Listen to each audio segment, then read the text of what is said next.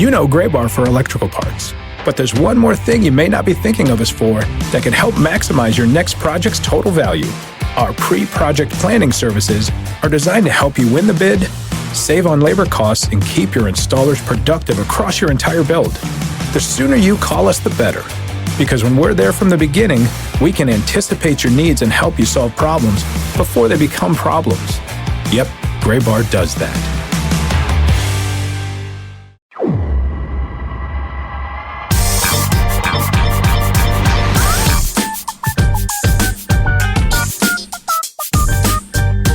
Hello, welcome into this week's episode of the Show Before the Show podcast from MILB.com.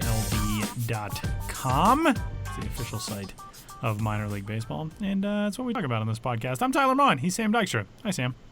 Hi, Tyler. How are you doing? You know, hanging in there. It's been we're recording on Wednesday, and we have been at the peak of Everest, and we have been at the bottom of the Mariana Trench. It's kind of how the last few days have felt. We want to acknowledge we're recording this Wednesday afternoon.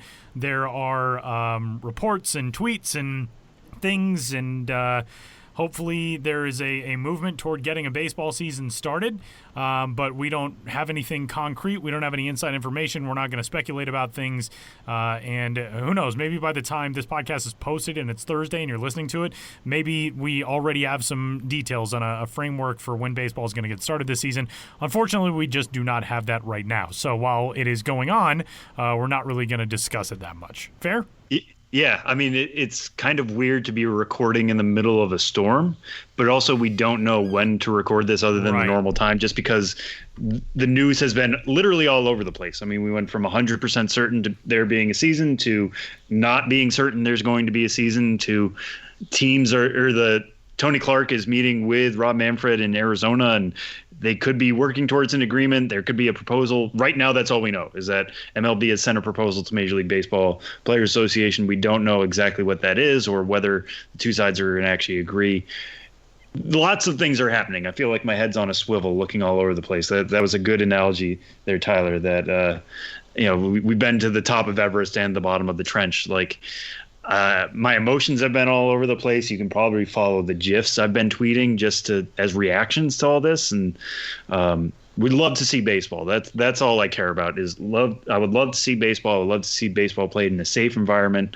I would love to see guys back on the field knowing that they're being safe and knowing that everything has been ironed out and that there's been an agreement. Hopefully this time next week, or maybe even early next week, we're recording an emergency podcast of baseball's back and here's all the next steps for your favorite prospects. We're not there yet, but yeah, just watch this space like everybody else is doing. Yeah, and I don't even know if I should say we've been to the top of Everest, but it certainly feels like we've been attempting to scale Everest and how difficult things have been. Yeah, we've been Sisyphus in a way. Exactly.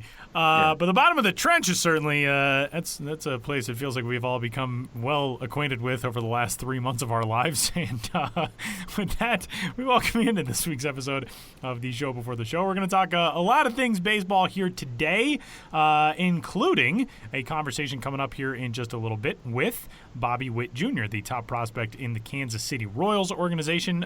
We have, as Sam will note later on, we've had a handful of Royals prospects on, really just the way things have kind of shaken out over the last several weeks. We had obviously our long conversation with Nick Heath. We had a talk with Chris Bubich. Bobby Witt Jr., a guy who went with the second overall selection last year in the Major League Baseball first-year player draft. So much to discuss with him. And we will also hear from Benjamin Hill as well as Brian Stultz, who will join the show coming up in a little bit. And other than that, there has been the wrap of the 2020 draft. We are now a week past it. Teams have started to dive in and try to grab undrafted free agents who they are allowed to sign in an unlimited quantity, although the signing bonuses are all capped at $20,000 for those players. People talk about, man, what is that going to mean for college baseball? What is that going to mean for independent baseball? You know what I want to know what it means? I want to know what it means for club baseball. Having been a product of the National Club Baseball Association, club ball is going to be lit in the next few years.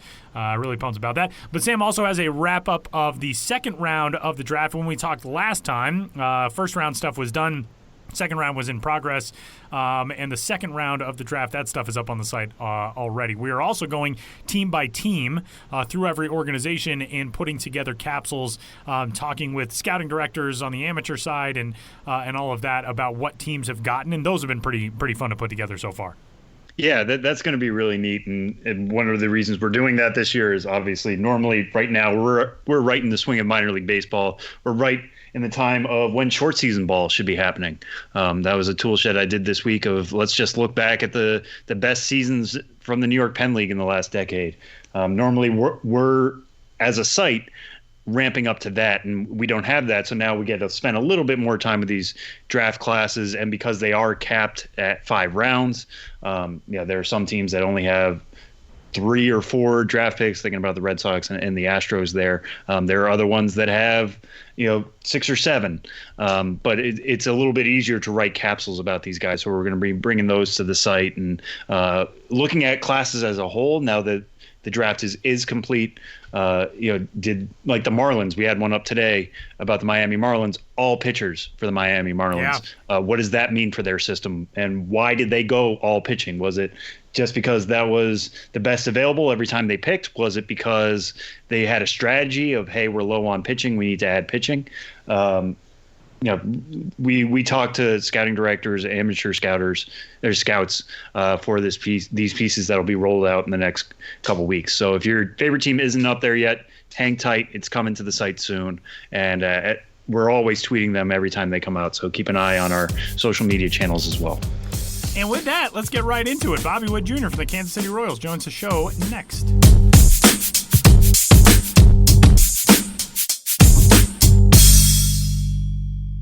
As an official partner of minor league baseball, Nationwide's here to make sure you're protected for every pitch life throws at you. Visit nationwide.com today to see how we can help meet your needs. Nationwide is on your side.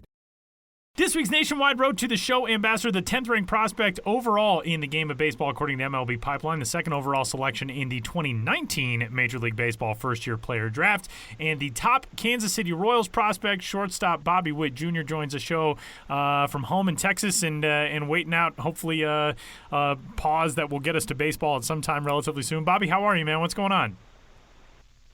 I'm doing good. Thanks for asking. Just trying to stay busy throughout all of this and trying to stay ready as much as I can.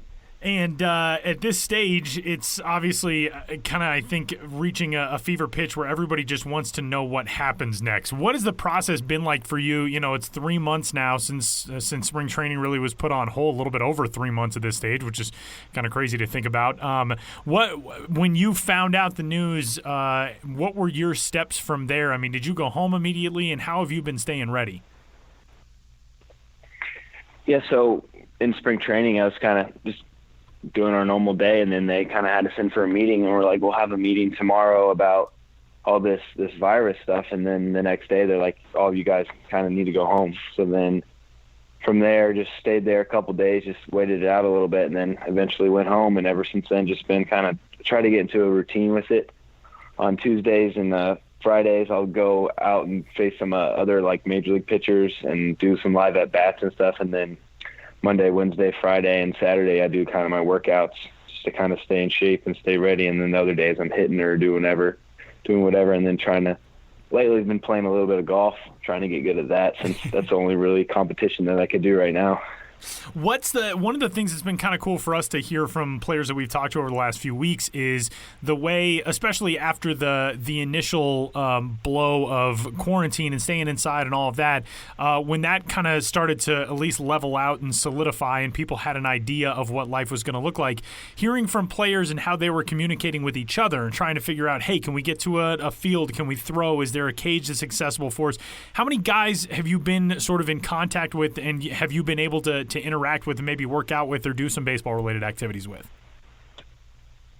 Oh, yeah, there's a bunch of guys. Just luckily, just being in Texas, there's a bunch of professional guys and guys throughout the minor leagues like me and around here. So I've been able to reach out to them and get to work with them. But a lot of the public school fields aren't really open, so we've been trying to get out to like private schools and then like schools that are allowed to have us out there to do, like I was like the live at bats or hit BP on the field. And now some other cages are starting to open up, which is good. So, which is allowing me to go out there. It's just kind of hard with nothing really open and then things. We just got to try to obey what they're saying and try to stay as safe as possible throughout all this. And before, you mentioned that you've been facing major league pitchers as part of these BP things. You don't have to name names if you're not comfortable, but what is it like going through that right now? Because in a normal season, you would probably be right now at Class A Lexington or Class A Advanced Wilmington, going through the lower levels of the minors. And even in your workouts now, it sounds like you're going up against upper level arms. What is that doing for you to prep, and what are you taking away from those sessions? Oh, it's been awesome just to kind of face those guys and see what they're doing and trying to get me out, and then kind of learning from that, and then know their tendencies and whatever. And maybe hopefully someday down the road, I'll actually eventually face them. But yeah, just doing that and being able to pick their brains, and also some of the other hitters that are big league hitters, to being able just to talk with them and how their journey was throughout the minor leagues and what's the best advice that they could give me that they wish they had going out throughout the minor leagues. So it's been good just to kind of learn from them, because pretty much every time I'm going, I'm learning something new each and every day, which is, I think it's awesome. And so I've been really privileged to be able to be around those guys and get to work out with them. Yeah, and that kind of pivots to something else I wanted to ask about, because so much of the talk about there being no minor league season right now is the loss of development for a lot of players, and especially somebody like you coming out of the draft just last year. This was supposed to be your first full season, but given all that work you put in, what is a way you feel like you have developed from that time in March when spring training was put on hold to now when you're going up against those pitchers or working on your craft in the field? What's a way you feel like you've grown even in this time of quarantine?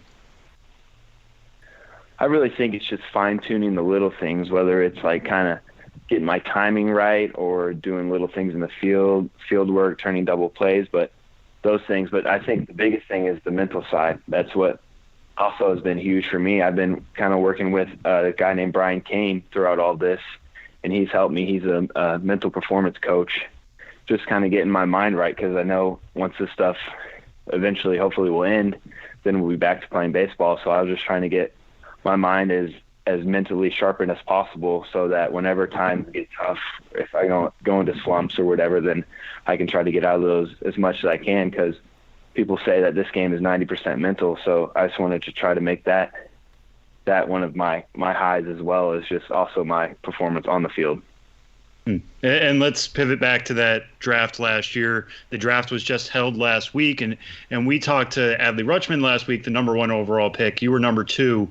We talked to him about when he knew he was going to be in that upper echelon, not necessarily number 1, but in those first couple picks. And it's one thing to go through that in college. You were going through that in high school.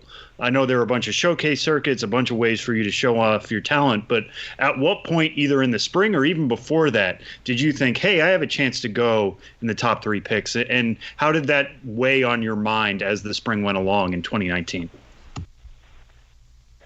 I guess with just hearing some of like the publications that came out and just the mock drafts or whatever saying projections or whatever, but really just throughout that summer, a lot of people are asking me questions like what if, a lot of what ifs, but I really just took that like a target, put it on a target on my chest, and it made me want to work harder and harder to actually make that goal possible.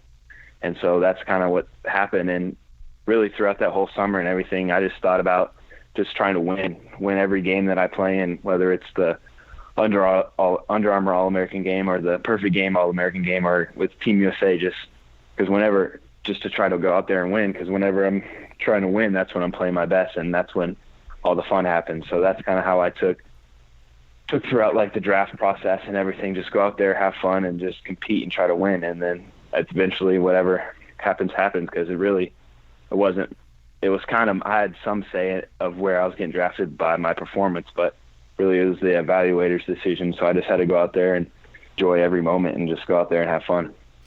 Bobby, last year you get to go through the whole draft process in a normal year, and we're a year removed from that now, and everything is so different. If you were a guy who was coming out in 2020, I mean, when you think of the kids who were headed into their senior year and it seemed like everything was going to be fine and normal in January and February, and then all of a sudden there is no baseball season for seniors this year and the draft is sliced down to 5 rounds and all that kind of stuff. What did that feel like for you, being somebody who was in that position a year ago and now having to watch kids? I mean, obviously guys that you played with and played against go through this. Yeah, I'm just extremely blessed that all this stuff didn't happen last year, and I those kids this year, I just couldn't imagine with all those things that were happening now. I talked to a bunch of the guys like Pete Crow Armstrong, like other guys that I played with, just how things are going. They go, it's going good. They all took it in positive ways, which was good, and I just really couldn't imagine this being last year or whatever, just with our high school team having a good team, and we won a state championship last year, and so that would have been taken away, and just not being able to play with those guys, but then also just all those other guys that were drafted later past the 5th round that I got to play with this past year. I couldn't even imagine not being able to meet some of those guys, and those guys that kind of took me under my wing throughout my first year. But then if this happened last year, I wouldn't even be able to meet those guys, which would have been kind of sad for me, I'd say. Let's go back to the start of your professional career last year. You get drafted, you get signed, and you're in the AZL, I mean, really within a span of a week, and you play your first game at the end of June, so a few weeks after the draft, but jump right into it, 3 hits in the AZL debut, and when you go from being a guy who is a high school player, not necessarily knowing where you're going to end up in those first several picks, to a month and a half later, you're playing pro ball and you're in Arizona. What was that whirlwind like? Because we've talked with so many guys who, they'll come out of college, they'll get sent to a minor league community, at a full season level or whatever it is. But to get right into it after the high school season and be playing pro ball at a complex and doing all those things, what were those first few weeks like for you? I was so antsy. I was so excited just to be out there playing baseball again, because I had like 2 or 3 weeks where I was just kind of sitting at home, getting my feet back underneath myself after all of that stuff happened. But then, just getting out to Arizona, getting to meet all the guys, and then just getting to play again it was a dream come true, because that's what I've always been working for my whole entire life, was to play professional baseball. And then now I had the opportunity there, and so I was really ready and really excited for what happened, and so I just kind of hit the ground running and just went from there. And one key feature about the AZL, as most people know, but is that it features very few fans. And somebody who's played Texas high school ball in front of a decent amount of fans, you played, like we said, on the showcase circuit, some in major league stadiums. What is it like, just that abrupt change to everything's on a showcase to maybe there's a couple scouts around, especially asking now, because we're getting to a point where there might be no fans in major league parks for a while. Just what was it like to play in that AZL atmosphere? Yeah, from going from our high school state championship game with 4,000 people to about, I think it was 15 maybe at the most fans at an AZL game with a couple scouts out there. It was a big difference, but I just kind of, whenever you just look at that, you just kind of zone into the game more, as if you're not already zoned in enough, but just not really taking your eyes off the game. So you're pretty much just locked in the whole time, because you're not worrying about anything up in the stands or whatever. So it was kind of different at first. Just you could hear everyone's conversation throughout the dugout or in center field or whatever, which is different. But it was I just thought of it as the same game I've been playing, just really focused in on just my at bat, or I'm in the field playing short, really not really getting distracted with anything, which was kind of good, just to get my feet wet with that. And one of the biggest transitions for high school guys, even some college guys, is working with analytics. And you're somebody who hit 262 in 37 games, not bad by any stretch, especially for a guy just getting his pro career started, but not jumping off the page necessarily. But from what I've heard and read about your time in the AZL, is that you put up really good exit velocities, and that's why everybody remains a high evaluation of you, because what you were doing outside of the numbers was really special. How much were the Royals presenting you with that information, and how did it change the way you were looking at the game in terms of it's not just hits, but how you're getting hits and the way you're putting the ball into play? Yeah, that's something huge now. They think about just hit the ball hard, and those hits will fall. And some of those times during the AZL this past year, my hardest hits were outs, and my softest hits, they're the ones I was getting base hits off of. So it was different at the beginning and the start with all of that. But yeah, it's good information to know. Also in like BP and stuff, just to learn, because this team is kind of changing, and you got to learn about the analytical side as well as everyone else needs to. So it's good information to have, but I don't really get myself into it too much, really, because I haven't really played a full season yet to learn about all of it. So I'm still kind of getting my head wrapped around it all. But I think it's going to help everyone as a whole as baseball goes on, for sure. Yeah, and in that brief 37-game span in the AZL, like we said, not a lot of fans. It's a transition for anybody, but between that or even between instructs or something in the off season, what do you feel like was your welcome to pro ball moment? I'd say just really the first game, really we got to play at the Sloan Park, the Cubs minor league spring training facility, and just getting that first hit out of the way, and everyone was kind of going. It was really excited for me. That was a big thing, and then just getting to experience the cultural change with all the Latins from everywhere. We had guys from the Netherlands. My roommate, he was from the Netherlands, Daryl Collins, guys from Japan, Korea, everywhere. Just that was, I think, was the biggest and an eye opener for me. But I think it's also amazing that baseball includes everyone, people from all over the country, and that's what we had there throughout just my season and instruction, just kind of getting to learn about how they play the game and just being around those guys. I think that was one of the biggest changes and just one of the biggest introductions into pro ball, because I knew that was how it was, but I never realized how drastically the change was. I think it was maybe 50% people from America and then from people from the other countries. Bobby, let's talk about the defensive side of things. I think for fans, it's so easy to get wrapped up in, well, what does this guy need to do at the plate to make himself into a big leaguer? I think one thing that defensively seems like it's certainly a big asset for you is the fact that you are a shortstop who is a true shortstop and will stay at shortstop. We see so many guys come out and, well, are they too big? Do they have enough range? Whatever. But it seems like the book on you is, no, this guy is he is the kind of prototypical future big league shortstop. When you get into pro ball and you're into a new system, on the defensive side, how do coaches approach trying to improve you as a fielder? Obviously, you're a guy with an arm tool that I know you hit mid-90s on the mound in high school, and it seems like the skill set is so good. For fans to understand how you develop defensively, what's the input that you get when you go into a system and coaches work with you on that stuff? Yeah, they work on me with a lot, whether it's just kind of the arm action, how it works or whatever it is. But biggest thing for me is just really trying to slow down the game as much as possible.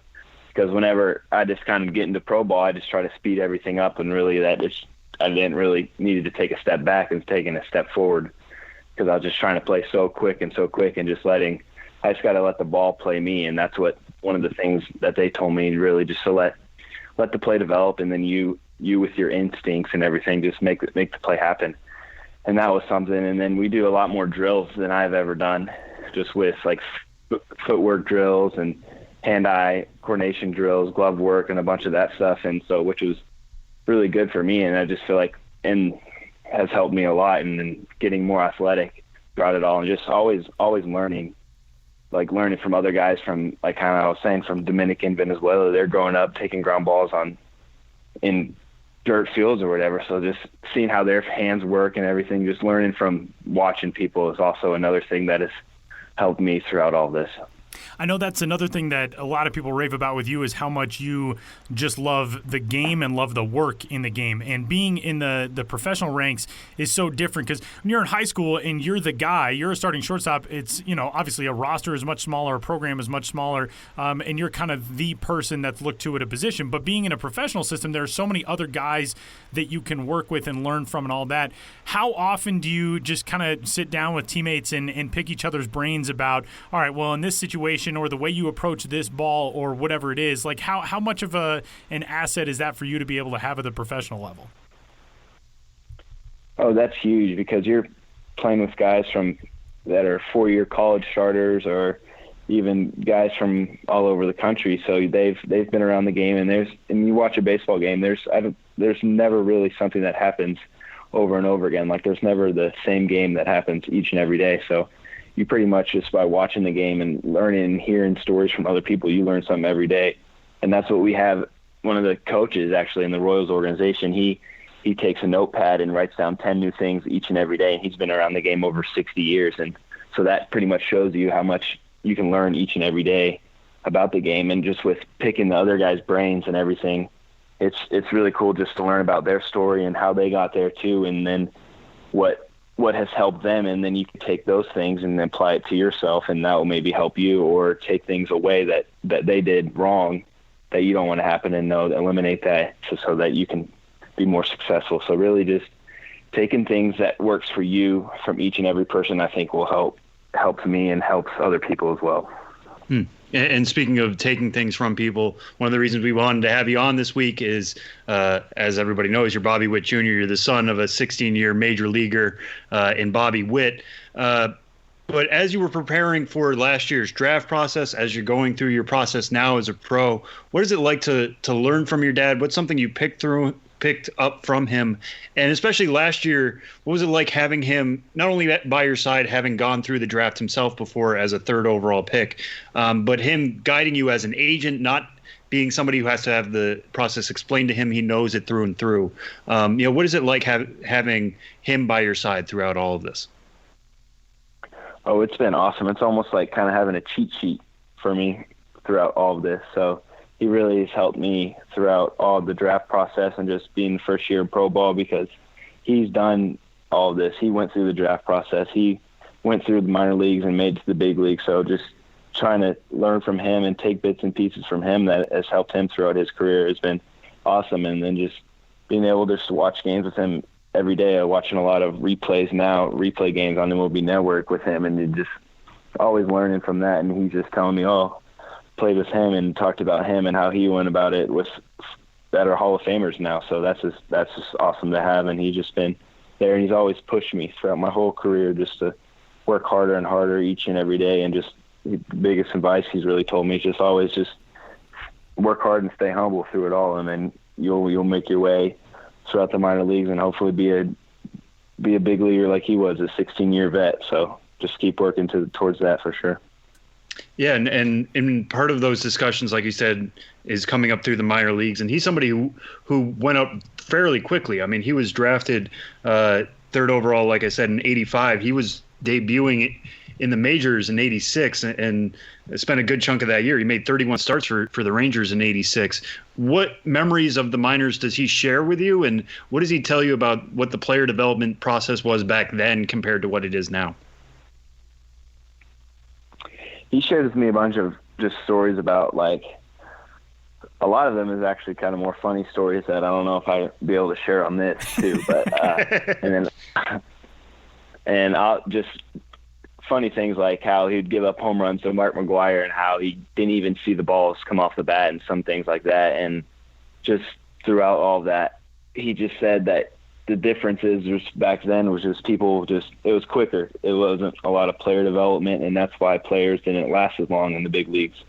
But now it's a lot more player development, which he thinks is awesome, just because of how they can build a player up and get to their best capability, which is something that they didn't really do. If back then it was kind of like if they needed someone now, you go straight up to the big leagues, which is different than now.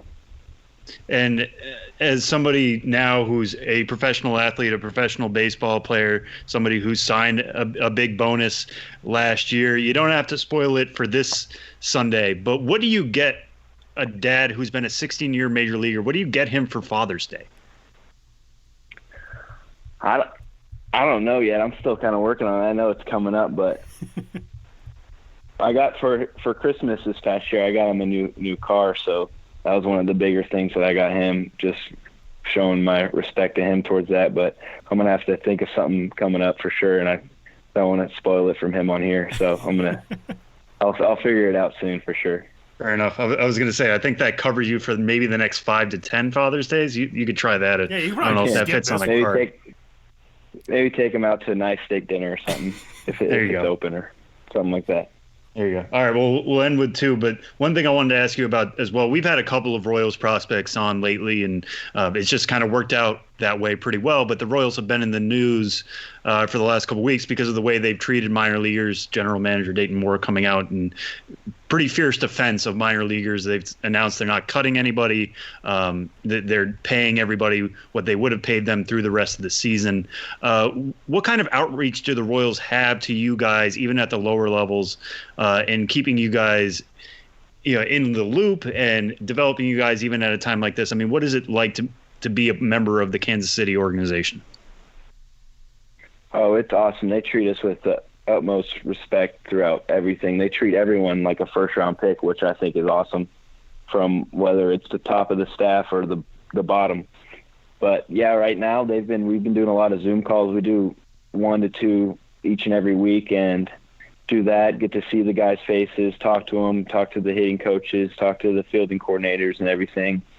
And also with strength and conditioning guys, they reach out to us pretty much every week and write us out a plan that we need to be doing and kind of keeping up with us, what we're doing. And same with like the health and nutrition people. If we need something, we can always reach out and ask them for help, or what do you think we need to do, or try to gain weight or lose weight throughout that. But then just the staff as a whole and just the Royals organization as a whole, people are now recognizing it just with what they're doing for the minor leaguers and everyone. It's just truly, you got to be in the organization to truly see it. It's just something, it's just first class. It's amazing how they treat the players and how they go about their way. And speaking of the Royals, as somebody who now got to watch the draft as not a participant, but somebody who's already in the system and wonder who's going to be my future teammate, what was it like last week to follow the draft, and especially when Asa Lacy fell to the Royals there and they picked him up, adding to an already strong group of pitchers in that system? What was that like, and how excited were you to see Lacy fall like that? Oh, I was just watching him draft. I don't know why I was nervous for it, but it was awesome seeing him get to the Royals at 4, and I was just really super excited just having another Texas boy in the Royals organization. And even Nick Lofton, another Texas guy out there. I'm just really excited to see what the future holds, and look forward to meeting all the guys that were drafted and signed throughout the draft and everything. So I'm super excited and really, really ready for that to happen. All right, Bobby, we'll end on this one. We talked a little bit about your minor league time. Again, it was abbreviated last year in the AZL. We wish we had more potentially South Atlantic League or Carolina League time to talk to you about right now, but we've been asking everybody this while minor league baseball is on pause. So far in your career, what has been your favorite minor league moment? Favorite minor league moment is probably during instructional league this past year, and when my roommate was Eric Pena. It wasn't probably like my favorite, but I think the most enjoyable one, and just to kind of laugh back at it, was my roommate Eric Pena. He was a 16-year-old. He's a stud from Dominican Republic, and he hits a home run, and he's running around the bases, and he's so excited, this guy, and he's running, and he misses home plate. And so he was just, we were all just like, no way, what just happened? And he didn't really care or anything. It was an instructional league game, but we go back to the room and we're just cracking up. He goes, I can't believe I did that. We're just dying laughing. And then just that, and just being around those guys like that, I think it's been awesome just to be around the guys from Dominican, Venezuela, or wherever they're from, just to get into that cultural change. But that moment was just something I'll never forget, and just him being my roommate and us kind of going back, talking about it and laughing at it. And whenever, if you guys ever talk to Eric Pena, he's one of the Royals prospects, just ask him about the Chick-fil-A strawberry shakes. He loves it. Okay, but here's my question about the homer. I know it was an instruct scheme, but did the team in the field appeal and get him out? Yes, they actually did. That's what he was just he was in the dugout giving everyone high fives, and they appealed that he got out. He didn't really. It was just funny. It was just a moment that you kind of just look back at and laugh. You know what? It's your first pro home. It cleared the wall. That counts in my book. I don't care if it was an appeal or you're called out. That still counts. That is awesome. Yeah. Bobby Witt Jr. you can find on Twitter at bwitt Jr. and the second overall selection in last year's Major League Baseball first-year player draft and the 10th overall prospect in the game of baseball, according to MLB Pipeline right now. Bobby, enjoy the rest of the time at home. Hopefully it'll be somewhat limited, and we can see you back on a field sometime real soon. But thanks so much for taking the time today. We really appreciate it, man. Yes, sir. Thank you for having me on.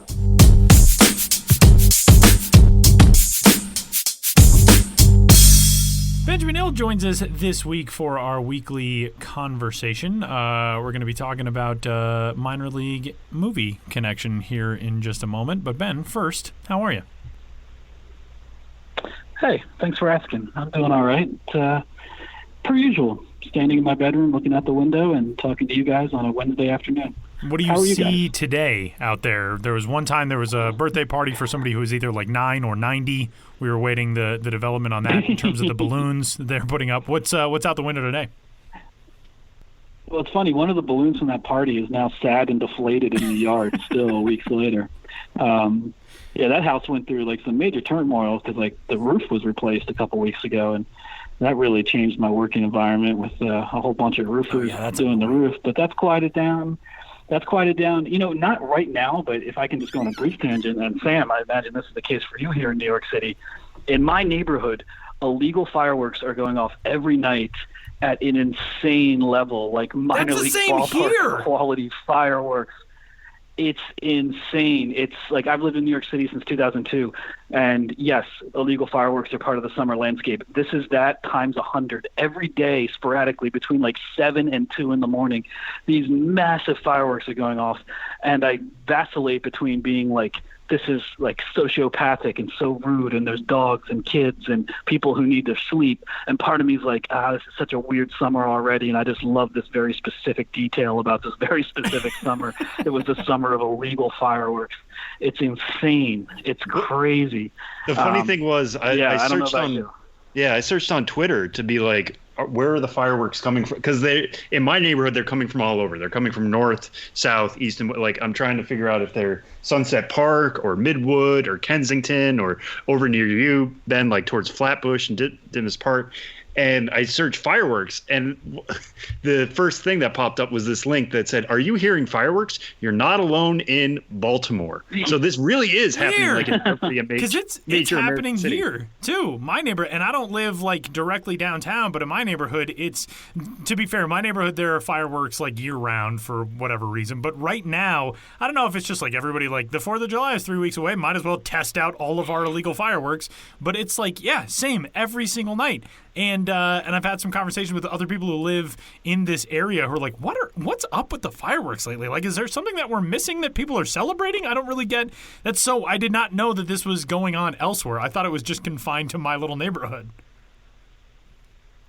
No, I think maybe it's our nationwide angle here. Yeah.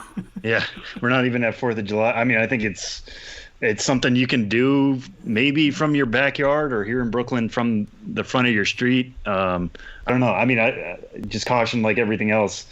As long as you're keeping 6 feet apart and wearing a mask and know what you're doing with fireworks, because those themselves are incredibly dangerous if you don't know what you're doing, it's fine. I don't know. It's a heck of a thing. Heck of a phenomenon. Yeah, what a strange thing. But that is a conversation about New York City and leads us into another conversation about New York City and minor league baseball. Ben is working on a story for the site about a minor league baseball connection in the new Judd Apatow, Pete Davidson movie, The King of Staten Island, which I have not yet seen, but Ben has seen and liked, and I actually had no idea that there was a minor league connection in it. But Staten Island, home to the Class A short season Staten Island Yankees, who make an appearance in the movie. Yeah, it's a pretty cool thing. I'd heard about this movie coming out, and just like everything's weird right now, they decided to forego the theatrical release or not to postpone it. It was just released to streaming platforms last week, June 12th, I believe, and it's expensive. I paid $20 for it, so buyer beware. But it's cool. It's a first-run movie. Judd Apatow, Pete Davidson, Bill Burr, Marissa Tomei. I enjoyed it quite a bit. It's a comedy, but it's also got some really heavy moments. It's very much a dramatic comedy. But I was kind of vaguely maybe planning to see it. But then last week I got an email from the general manager of the Staten Island Yankees, TJ John, who said, hey, if you're looking for a story to do, this movie's coming out, King of Staten Island, and they filmed a scene in our ballpark. So if you want to get in touch, talk about it. And I said, you know what? Cool. So that gave me the impetus to rent the movie, check it out, see the scene with the Yankees, and then talk to the team about how it came about. And, try not to do spoilers, but in a nutshell, the movie is kind of semi-autobiographical about Pete Davidson, who's, in real life, his dad was a firefighter who passed away, fighting fire on the job. And, that's the same case in the movie, and Pete's 24 years old, depressed, missed the dad he never had. His mom, played by Marissa Tomei, is has never dated anyone else. But then she starts dating someone 17 years later, and it's a firefighter played by Bill Burr named Ray. And the Pete Davidson character is real resistant to Bill Burr's character, and there's a lot of tension between them. And it's kind of an awkward and perhaps not successful bonding exercise. Bill Burr is a Staten Island Yankees season ticket holder, and he takes Pete to a game. So there's a scene that was actually filmed over the course of 2 nights at the Staten Island Yankees ballpark, which, as you may know, is a beautiful ballpark. You can take the ferry to get there from Manhattan. It's right there. Once you get off the ferry, the ballpark's right there on the water. It has a view of the Manhattan skyline. So this is a ballpark that's been used in movies and TV before because of this location. But for this one, they based a scene at the ballpark that was actually filmed. They spent 2 nights there filming, and the second night was an actual New York Penn League regular season game between the Staten Island Yankees and the Lowell Spinners that they actually filmed the scene where it's Pete Davidson and Bill Burr, and then some of Bill Burr's firefighter friends, including Steve Buscemi, is there during this scene as well. So it's a funny scene, and it plays out over I don't know, better part of 5 minutes. It's an actual chunk of the movie. It has it begins with them arriving at the ballpark and getting their ticket taken and going in and, seeing that view. And it kind of made me wistful for baseball, just seeing that, like, oh, wow, I've been there. I want to go there again. But it's cool talking to the team about how it came together. TJ told me that last year he was having an off-season meeting with one of the team's vendors, a guy from a sign company. And when this guy came in, he was like, hey, this sounds weird, but Judd Apatow is outside your ballpark, and I think he wants to come in. And so he was out there, just Judd Apatow and some of the people who, it was just called an untitled Judd Apatow, Pete Davidson movie at the time. But Judd Apatow literally just showed up sight unseen, just scouting locations for this potential film with a few people, location scouts and people of that nature. And they just kind of came to the ballpark and said what they wanted to do. And the team accommodated them, and they filmed 2 nights at the ballpark, 4 p.m. to 4 a.m. on 2 nights, including, as I said, an actual game. And I'm not sure if I'll include this in the article, but if you want to nitpick, in the movie, Bill Burr's character is a transplanted Boston sports fan. But not only is he a big fan Bill of the Burr? Staten Can't Island imagine. Yankees. I know, you can't imagine it. Such a stretch not for him only to in play the that movie role. is he a fan of... Yeah, so he still maintains his Boston allegiances as his character Ray in the movie. But in the movie, they're playing the Lowell Spinners, and he's talking all kinds of crap about the Lowell Spinners without acknowledging the Spinners are a Boston affiliate. So when you see this movie and you want to impress your friends, pause it and say, you know what, that's a little inaccurate. Bill Burr should know that's a Red Sox affiliate. He should actually be rooting for the Spinners. It really took my head out of the game, and I think Judd Apatow should kind of think a little harder when he's doing these baseball scenes, because he did not get the intricacies of the New York Penn League exactly right. And Ben, what are like the logistics of? I know you said like they roped off sections and made sure nobody could sit around there, but like in terms of using game footage and making sure things are right from like a consistency point of view, so like the scoreboard doesn't say the third inning for one shot and then the second inning for like. Logistically, how do they pull something like this off rights wise, using players' likenesses, stadium likeness? Like how many permissions do they need? How does that work? I don't know exactly how the permissions worked with the game footage, but essentially they'd show like a little portion of the game and then kind of a shot of them cheering or reacting to what was going on. Almost certainly not in real time, but it was interspersed like that. Also, because they filmed part of the scene when the game wasn't going on, they actually had a whole slate of extras playing a game on the field at other times, just pretending to play a real game on the field, just so there was some baseball movement behind them. So it's a mix of real game footage and extras actually playing the game. And so I'm not sure how that all exactly panned out with all the specifics of all that, but you will see a little bit of actual Yankees versus Spinners action on the field, as well as maybe in the background of some of the shots, just non-professional baseball players pretending to be on the field. He said there was a whole scene they didn't use where there was a between-inning contest that involved the contestant fielding ground balls between innings, and they ended up not using that. And TJ was like, I tried to tell them that's not really a contest we have anyway, hitting ground balls between innings like on the actual field itself. But they did try to accommodate, portions of that, and I think filmed the intro to that between-inning contest during the game itself, and then filmed the actual between-inning contest when the game wasn't going on. But I guess that part got left on the cutting room floor. It's a lot of minutia, but I kind of like finding out about that sort of stuff and all. And I was an extra once, so I'm no expert, but I was an extra in Wonder Boys back when I lived in Pittsburgh. And if anyone has a chance to be an extra on a movie, I'd recommend it. It's deeply boring, but it's really interesting to see, how the sausage gets made, so to speak. And how I think it's very much a case in point. They spent 2 12-hour days, 24 hours in total, to film 5 minutes tops, and that's movies for you. It's one of the biggest hurry up and wait industries that are out there, and it's just kind of fun to get a glimpse into the process and how painstaking it is and how tedious it can be for things that in the finished product seem very small, but you have to put that level of detail into everything in order to make a high quality film at the end of the day. And who knows, maybe it will help exonerate someone from being accused of committing a serious crime. If you have never seen Long Shot on Netflix, an episode of Curb Your Enthusiasm got a guy off the hook for being accused of murder because he was in the background of one of the shots, and it is insane. Ben, what else is going on with stuff that you've got coming up to the site?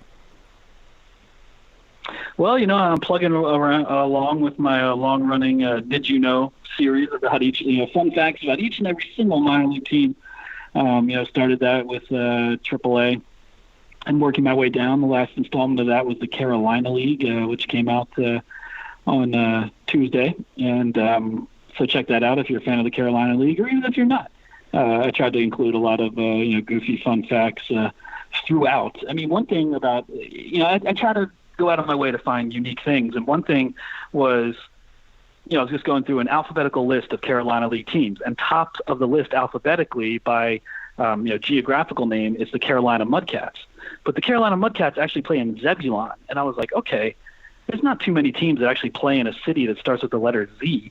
So not only is Zebulon last alphabetically in all of minor league baseball right now, I clicked on every single state in all of Baseball Reference, their state-by-state team guides, trying to find any minor league market that was below, that was even further down the list alphabetically than Zebulon, and I could not find any.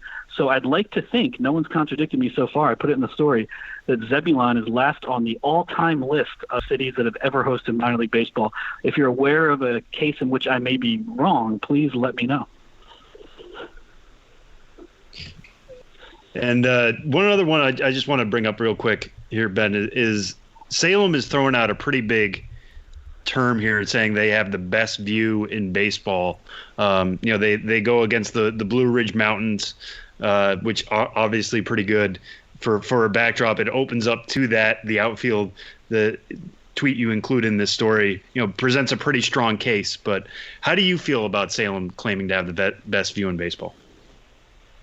Well, in the Carolina League, I'd say it's pretty much a no doubt about it, that awesome view of the Blue Ridge Mountains. In all of baseball, we've had these discussions before, but I think in all of baseball, you kind of have to go with one of the teams in Utah. All three minor league teams in Utah have a view of the Wasatch Mountains in the background. Ogden and Salt Lake are in particular amazing. And if you like your urban views instead, Charlotte. And I think any list of the absolute tops would have to probably include Salt Lake and or Ogden and Charlotte at the very top. And but certainly Salem, I think you can make a case for the top 5, certainly the top 10. And it is cool. And it's funny with Salem because if you're not paying attention to the fact that in the Carolina League, maybe you don't know much about baseball, and you just hear, or about minor league baseball, and you just hear that the Red Sox have a minor league affiliate that play in Salem.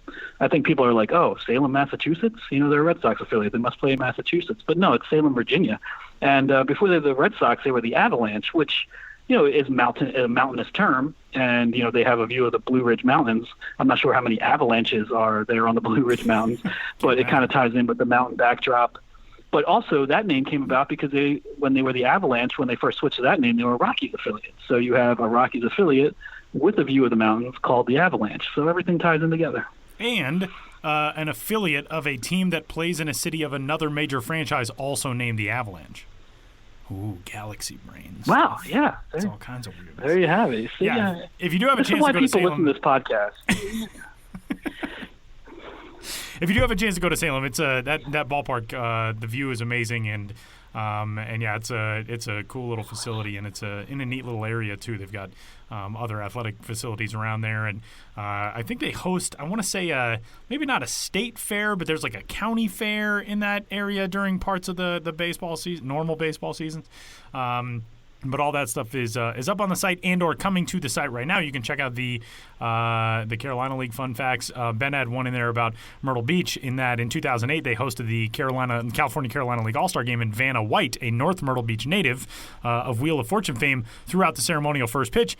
2 years ago they hosted it again, and I was working for the Pelicans at that time. I have no idea who threw out the ceremonial first. I do not remember at all who threw out the ceremonial first pitch, so I should probably go do some digging and look that up. But thanks, Ben. Yeah, hey, thank you. And with all due respect to whoever threw out the first pitch the last time Myrtle Beach hosted an All-Star game, it wasn't someone with as much prestige as Vanna White. Here in quarantine, I've watched Wheel of Fortune, by a factor of 4 million more than I usually watch it, and they call it America's Game.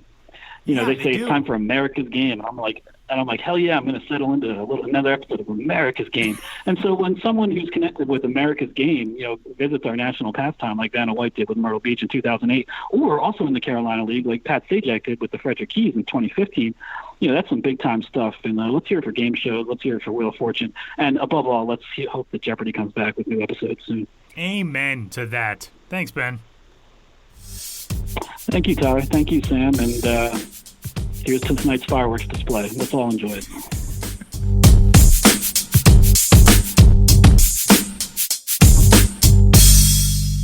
This week, our MILB.com Writer Spotlight. It is Father's Day week coming up on Sunday, and we got a great story that is coming to the site as of today when we're recording, up on the site as of when you're listening to this, from our own Brian Stultz, who has a really cool story on Tanner Burns, who was the 36th overall pick in last week's draft, and we'll talk about Tanner a little bit. But Brian, first, welcome. How are you? I'm doing well. How about you guys? We're great, man. Thanks for coming on with us. So tell us about Tanner Burns, a guy who obviously very highly touted coming into the draft. It's such a weird year, an Auburn product, the college baseball season, a month old and then shut down. But going into this draft process, he has an asset in his life that he's been able to lean on from the baseball standpoint as well as a life standpoint with his relationship with his father. This is a really cool story you got put together. His father, Mike, was in the Astros organization for 3 years after holding the home run record at University of North Alabama, and started coaching right afterwards. And he never coached Tanner, actually, but he was a coach at a local junior college that produced Jorge Posada and some other players. And he kind of kept he was telling me they kind of kept Tanner level-headed, even though at a young age he could tell that Tanner, even at T-ball, was doing things like doing backhands and throwing across the diamond that kids just aren't normally supposed to do at that age. And just to keep him level-headed, he said, you might develop early, but some kids develop late. And Tanner's kind of leaned on him through this entire process of going through high school and then college and having scouts look at him. And it seems like they're very close. And it's always nice to have someone who kind of went through the process before you and that you can kind of lean on and ask guidance of. So it was a fun two people to talk to, and I really enjoyed it. Yeah, and with Mike and Tanner, Mike is somebody who has a little bit of experience on the minor league side, not an extensive minor league career, but somebody who got a little bit of taste of that. When you were talking to them, how has Mike prepared Tanner for that next step? It's one thing to get ready for the drafts, and I think you explained it as it's like a 9-month pregnancy, just waiting for the pro career to start and where you're going to land. He ends up in Cleveland. But in terms of preparing him for that next step, whenever minor league baseball returns, what is some of the advice they've shared in some of the conversations they've had? Well, Mike said that he's on the opposite end of the spectrum where he was signed as a free agent and not being drafted, and Tanner went first round. So he knows how the free agents and the lower draft picks look at the first round draft picks as, we're going to beat this guy. We're going to go after him every day. And the first round draft picks are on the same boat. They have to bring it every day. And, one of the best things that Mike has always told Tanner is be nice. I mean, be the nicest guy in the clubhouse. And that's just one of the things that he brought to baseball and told his son to do. And just this overall process of, hey, you're a number one pick, but when you get to the spring training and things like that, that doesn't matter. The number of your draft pick doesn't matter, and you're going to have to bring it every day. And specifically, this has some ties with you. You're somebody who's has a lot of connections to the Auburn program. Auburn just produced Casey Mize. You and I were talking after this pick was made is someday we could see Tanner Burns, Auburn product, going against Casey Mize, Auburn product in the AL Central. Now exciting that is. But what did Tanner Burns do during his time at Auburn to make himself a top 40 overall pick? Well, he came in as a freshman and was pretty dominant his freshman year. His sophomore year, he was injured a little bit, but he still was clutch in their run to the College World Series. First time Auburn had made it since, I think, 97 under when they had Tim Hudson and David Ross. But the best thing he did was just continue working. I've been talking to some people in the program, and they say he was always the first one at the field and last one to leave it. And he always was nice to everyone. He level-headed, you couldn't tell if he had a good day or a bad day. And he was the ace on the mound. He was their stud, and he proved himself. It was a shortened 2020 season. It was supposed to be his breakout year, but from the past 2 years, he had already proven himself. So, he got lucky that he had proven himself in the previous 2 years, and didn't really need that big third year to impress all the scouts. Brian, one thing that's really interesting, especially juxtaposed with the backdrop of the 2020 draft, is the fact that you've got a player in Tanner who goes in the first round, but his father was undrafted and signed as a free agent. And we've got so many of those stories now in 2020 with the draft only being 5 rounds and obviously the unlimited signability, at least in terms of the number of players that teams are allowed to sign. That's a really interesting parallel to this story, and I wonder how much, obviously there's, in being able to build a young man as a person, there's so much that goes into, the concept of being seen and not heard and your work ethic and all that. A lot of that, I would think, for a father in this circumstance comes from how difficult a road that was, being somebody who was not drafted and having to make it in such a different way. I'm sure. Holding a home run record at a school, you think that Scott's going to see you, but he went undrafted and he had to work himself up. He only spent 3 years in the minors, but he saw how tough it was each and every day to, stay competitive with the top players in the game. And as Tanner said, he still doesn't think he's good. That's just funny to me when he told me that. But he's like, I think it's from my dad, but I still don't think I'm good. I still think, because I know that there are players out there that are better than me. And to hear that from a first-round pick is just crazy, and it's just good to show you how his family's really kept him down to earth, and kept his head as level during all the success. Did you get to talk much with Tanner about what this season on the college landscape was like? I mean, it's so difficult. We just talked with Bobby Witt Jr. a little while ago, and he was talking about how tough it is talking with guys who were his teammates last year in high school and seeing their senior season washed out. For college guys, obviously it's a little bit different. You've got a little bit more in your back pocket in terms of your experience than the high school kids do, but it still has to be pretty heartbreaking to be somebody who's a member of a prominent program going into a crucial year, and all of a sudden all of that is lost.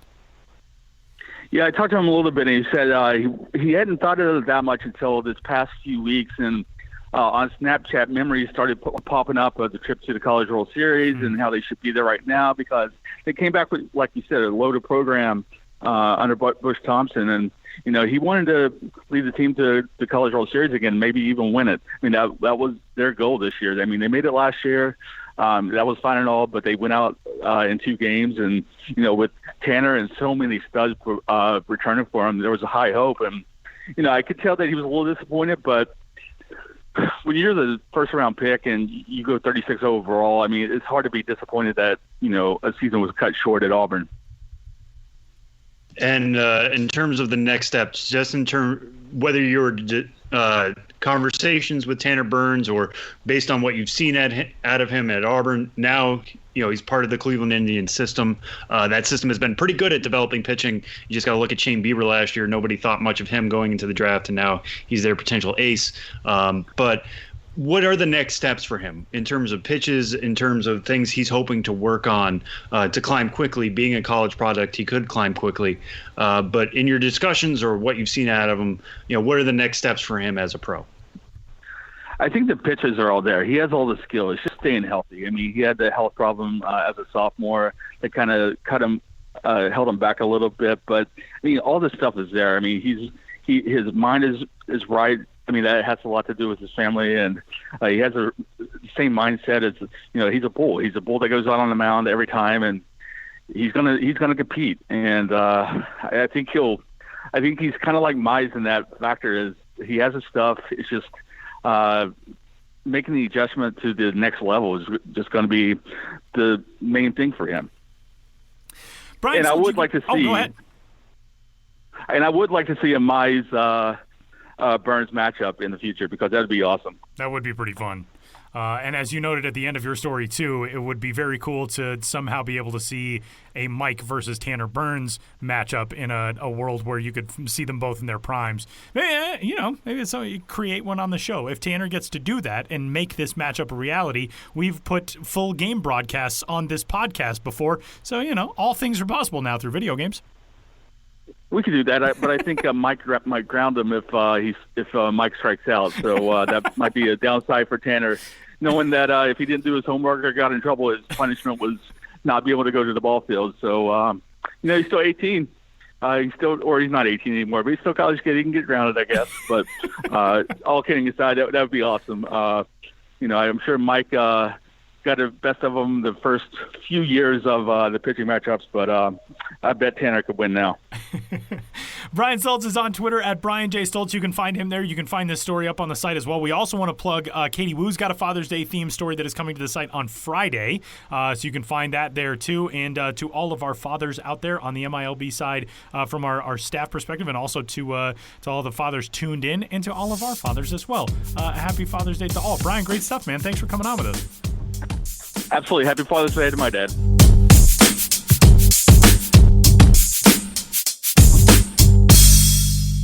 Final segment of this week's episode of the show before the show. Before we get out of here, Sam has this week's nationwide prospect fun fact.